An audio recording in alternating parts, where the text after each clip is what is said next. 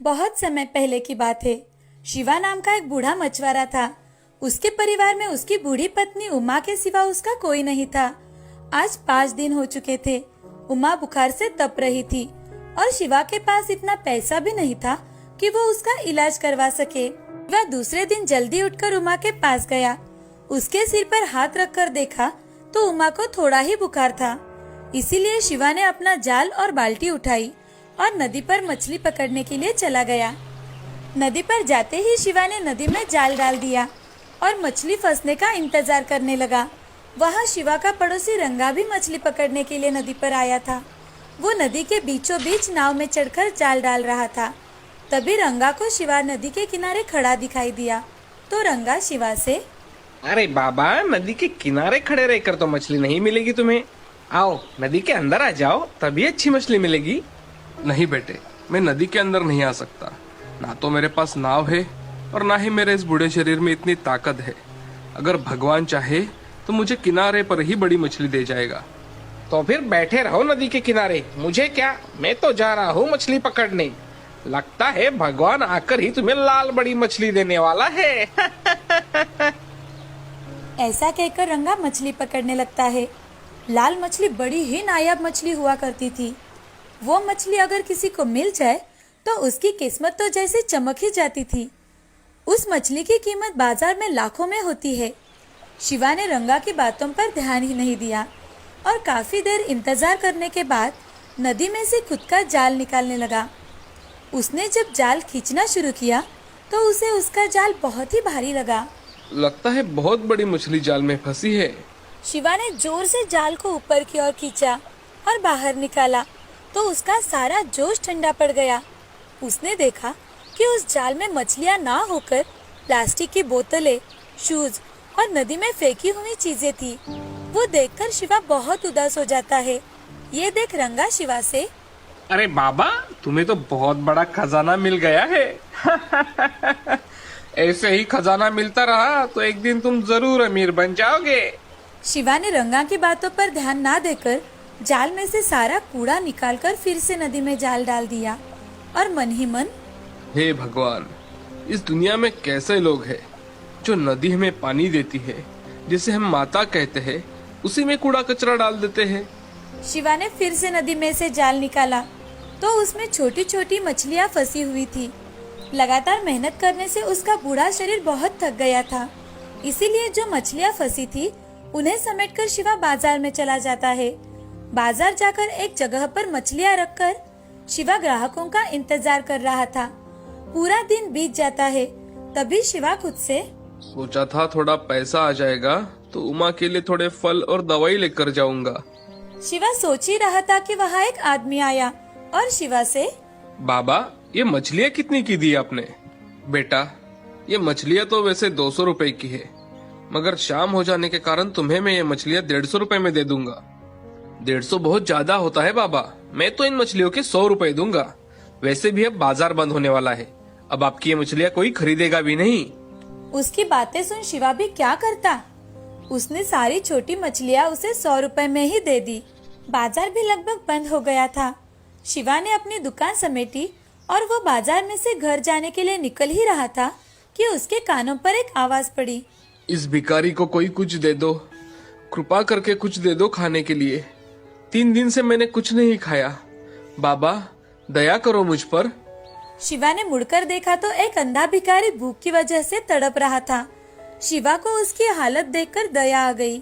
उसने अपनी फटी हुई चादर उसे ओढ़ा दी और पासी के ठेले से कुछ फल खरीदकर उस अंधे भिखारी को दे दिए। ये लो, खा लो, बहुत भूख लगी होगी ना।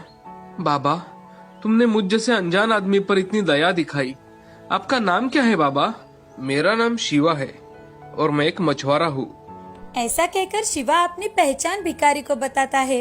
तभी भिखारी अपनी झोली में से कुछ दाने निकालकर शिवा को दे देता है। भिखारी शिवा से, तुमने किसी भी स्वार्थ के बिना मेरी मदद की है, मुझ जैसे भिखारी को खाना दिया है, इसका फल तुम्हें भगवान जरूर देगा। ये लो, मेरे पास कुछ दाने हैं, ये तुम रख लो। सुबह नदी में जाल डालने से पहले इसे पानी में फेंकना और बाद में जाल डालना। भिखारी ने दिए हुए दाने अपने पास रखकर शिवा ने उस भिखारी को चादर अच्छी तरह से उड़ा दी। घर जाते ही उमा की तबीयत थोड़ी ठीक है देखकर शिवा को अच्छा लगता है। शिवा ने घर के बचे हुए सामान से दाल, चावल और आलू की सब्जी बनाई और उमा को खाना खिलाया।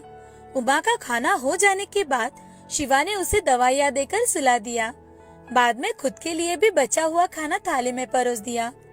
वो खाना खाने के लिए बैठ ही रहा था, तभी उसका प्यारा कुत्ता मोती वहाँ आ जाता है। उसे देखकर शिवा के चेहरे पर मुस्कान छा गई। आओ मोती, भूख लगी है ना, चलो खाना खाते हैं। ऐसा कहकर शिवा मोती के साथ मिल बांटकर खाना खा लेता है। मोती जब भी शिवा के पास आता, शिवा उसे बहुत प्यार से पुचकारता और उसे खाना खाने के लिए देता था।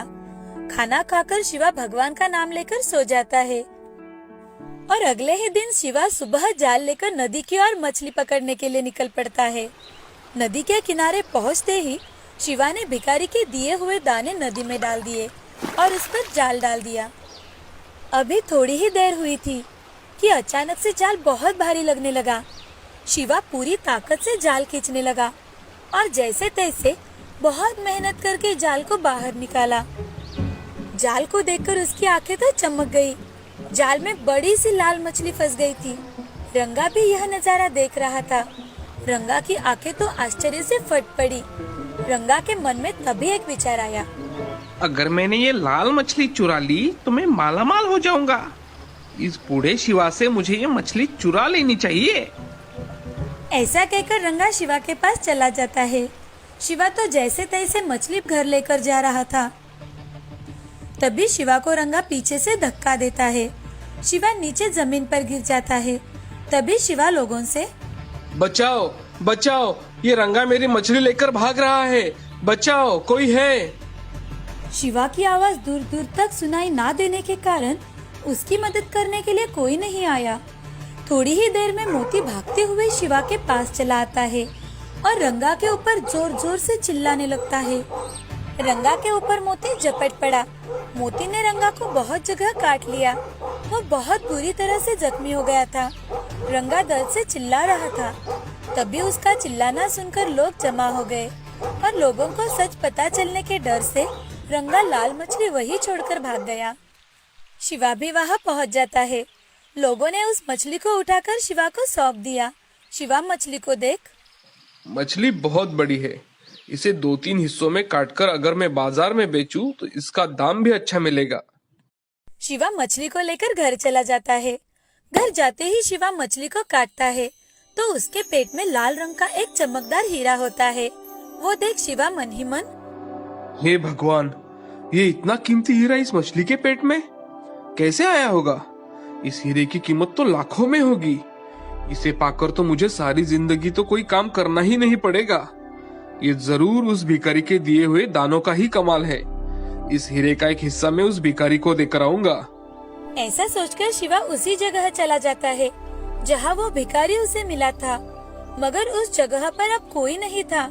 वहाँ तो बस शिवा की फटी हुई चादर ही पड़ी हुई थी। शिवा ने लोगों से पूछने पर उन्होंने कहा कि उन्होंने आज तक यहाँ पर किसी भिखारी को नहीं देखा। तो फिर वो भिखारी कौन था जो मुझे दिखाई दिया मगर लोगों को नहीं दिखाई दिया? क्या स्वयं भगवान ने मुझे दर्शन देकर मेरी मदद की? अगर सच में ऐसा होगा तो उन्होंने मेरा नसीब ही चमका दिया है। ऐसा कहकर शिवा मन ही मन भगवान का धन्यवाद देता है और वहाँ से चला जाता है। इस घटना के बाद शिवा की जिंदगी ही बदल गई। उसके जीवन में किसी भी चीज की कोई कमी नहीं थी। वो अपनी पत्नी उमा के साथ और कुत्ता मोती के साथ सुखपूर्वक जीवन व्यतीत करने लगा। साथ ही साथ दिन दुखियों के दिल खोलकर मदद करने लगा था। इस तरह से शिवा का लाल मछली के कारण पूरे जीवन में परिवर्तन आ गया था। गरीब की किस्मत इस तरह से बदल भी सकती है, इस पर अब शिवा का विश्वास हो गया था। वो खुशी खुशी अपना जीवन व्यतीत करने लगा। इस कहानी से हमें ये सीख मिलती है कि हमेशा मेहनत करके अपना काम पूरी श्रद्धा और लगन के साथ करना चाहिए। अगर हमने हमारा काम अच्छी तरह से किया तो हमारी मेहनत का फल हमें अवश्य मिलता है।